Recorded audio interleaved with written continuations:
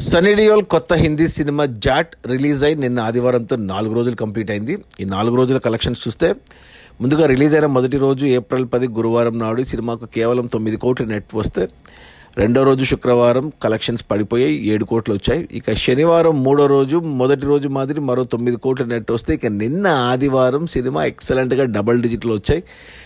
13 కోట్లు నిన్న ఆదివారమే వచ్చాయి. అలా టోటల్గా 4 రోజుల్లో జాట్ సినిమా 38 కోట్లు నెట్ కలెక్ట్ చేసింది. అంటే ప్రొడ్యూసర్ 40 కోట్లు అని వేశారు, బట్ ఓకే, 1-2 కోట్లు డిఫరెన్స్ ఉంది, ఇట్స్ ఓకే. సినిమా బడ్జెట్ ఏమో 100 కోట్లు పెడితే అందులో 50 కోట్లు మన సన్నీ డియోల్ రెమ్యూనరేషన్కి ఇచ్చారు. ఇక ఈ 100 కోట్ల బడ్జెట్లో 40 కోట్ల దాకా వెనక్కి వచ్చేసాయి 4 రోజుల్లో.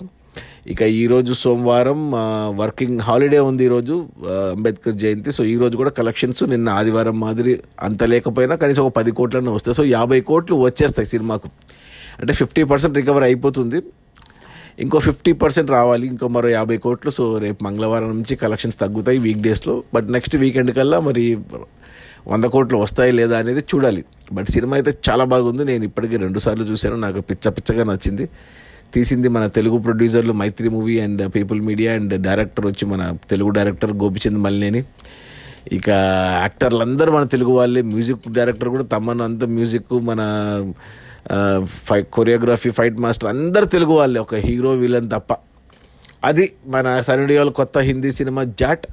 ఖచ్చితంగా చూడండి, థియేటర్స్లో ఉంది, ఎవరికైనా నచ్చుతుంది సినిమా. రిలీజ్ అయిన మొదటి 4 రోజుల్లో 38 కోట్ల నెట్. సినిమా బడ్జెట్ వచ్చి 100 కోట్లు అయితే ఇంకా 62 కోట్లు రావాలి సినిమా హిట్ అవ్వడానికి. నాకు తెలిసి వచ్చేస్తాయి, సినిమా ఖచ్చితంగా హిట్ అవుతుంది. Okay, bye.